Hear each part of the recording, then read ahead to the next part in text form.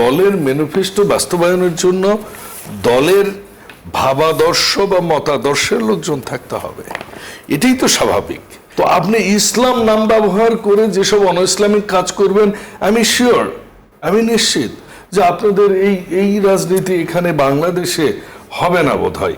যেটা প্রথমে একটু বলি দলীয়করণ নিয়ে, প্রধানমন্ত্রীর কথা আসলে বুঝবার মতো তো আপনার স্তরটা থাকতে হয়। প্রধানমন্ত্রী বলেছেন শিক্ষক নিয়োগের ক্ষেত্রে, শিক্ষক ভিসি একজন শিক্ষক বটে, কিন্তু ভিসি আগে শিক্ষক নিয়োগ হয়ে তারপর যোগ্যতা অর্জন করেন, তারপর তাকে ভিসি করা হয়। ভিসি একটা প্রশাসনিক post, number one. Number two, এটা তো কোনো নির্দলীয় সরকার না, মানে এটা তো একটা রাজনৈতিক দলেরই ব্যানারে মার্কায় নির্বাচিত সরকার নাকি। তো এই দল তো একটা, আপনি এই দলের কথা বাদ দেন না, আপনি যে কোনো দেশে দেখেন না, আমেরিকায় দেখেন না, ডোনাল্ড ট্রাম্প এসেছে, আগে বাইডেন সাহেবের কোন কর্মচারী, কোন সেক্রেটারি কেউ কি আছেন? নতুনরা এসেছেন।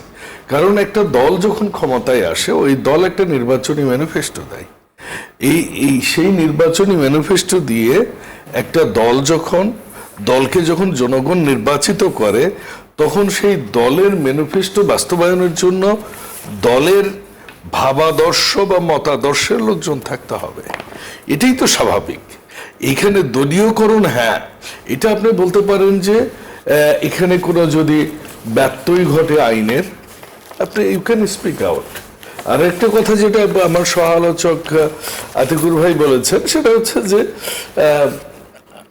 সাধারণ শিক্ষার্থী, আইন শৃঙ্খলা বাহিনী, একটা বিশ্ববিদ্যালয় আইন শৃঙ্খলা বাহিনী তখনই ঢুকতে পারে যখন সে বিশ্ববিদ্যালয়ের প্রশাসন আইন শৃঙ্খলা বাহিনীকে কল করে, এর পূর্বে নয়। আমার মনে হয় বিশ্ববিদ্যালয়ের অধ্যাদেশটা যদি একটু আতিক ভাই দয়া করে, বাইরে গেট ভাঙাটা, বাইরে যে গেট ভাঙা সেটা তো দায়িত্ব না কারো।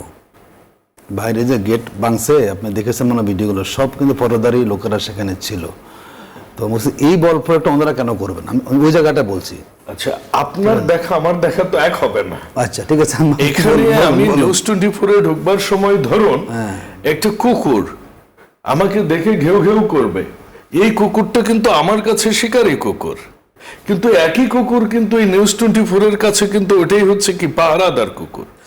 তো এই যে মানে আপনার যে মতামত আমার মতামত এক হবে না।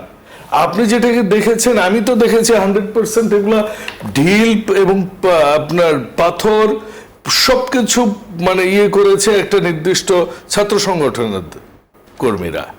ঠিক, এটা তো আমি তো আরেকটা প্রশ্ন করেছিলাম, ওটার উত্তর তো আমি পাইনি। কাজে ভিসি নিয়োগের বিষয়টা বোধহয় খুবই ক্লিয়ার। আর যে কথাটা ওনারা বলেন অন্য বিশ্ববিদ্যালয় থেকে, দেখুন তার মানে কি জামাতে ইসলাম এটার সাথে একমত যে অন্য বিশ্ববিদ্যালয় থেকে। ঢাকা বিশ্ববিদ্যালয়ের শিক্ষক নেওয়াজ সাহেব কোন বিশ্ববিদ্যালয় থেকে এসেছিলেন? ঢাকা বিশ্ববিদ্যালয়ের নেওয়াজ সাহেব যেদিনই উনি নিয়াজ সাহেব যেদিনই উনি চলে গেলেন, পরের দিনই কিন্তু গ্রামীণ বিশ্ববিদ্যালয় ওনার নিয়োগ। তার মানে সবকিছু মেটিকুলাস ডিজাইন করে রেখেছিলেন ওনারা।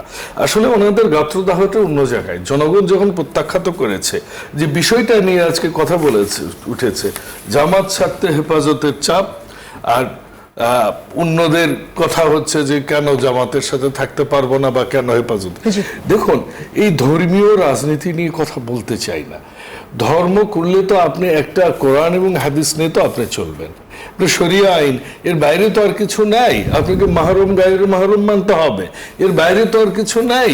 এবং যে কারণে যখন একজন স্ত্রী লোক হজে যান, তখন তার শুধু তাকে তার স্বামী অথবা তার বাবা অথবা তার সন্তান সাথে যেতে হয়। তো আপনি ইসলাম নাম ব্যবহার করে যেসব অনইসলামিক কাজ করবেন, আমি শিওর, আমি নিশ্চিত যে আপনাদের এই রাজনীতি এখানে বাংলাদেশে হবে না বোধহয়। আর এটা আল্লাহর কাছে কতটুকু গ্রহণযোগ্য, এটা আলেম ওলামারা আরো ভালো বলতে পারবেন। যেটা উনি বলেছেন হেফাজতে ইসলামের কথা, হ্যাঁ, হেফাজতে ইসলাম রাজনৈতিক দল নয়, কথা ঠিক আছে। আপনারা তো রাজনৈতিক দল, আপনারা কি করেন? পশ্চিমবঙ্গে মাইকে আজান বন্ধ করে দিয়েছে, আপনাদের প্রতিবাদ কোথায়? দল থেকে একটা প্রতিবাদ লিপিও তো আপনারা দেননি। আজকেও তো মিডিয়ায় এসে আপনি যেহেতু ইসলামের ধারক ও বাহক বলে নিজেকে মনে করেন, প্রথমেই তো এটার জন্য আপনার নিন্দা জ্ঞাপন করা দরকার ছিল। মায়ানমারে মুসলমান জন্মগ্রহণ করার পর মুসলমান নাম রাখতে পারে না,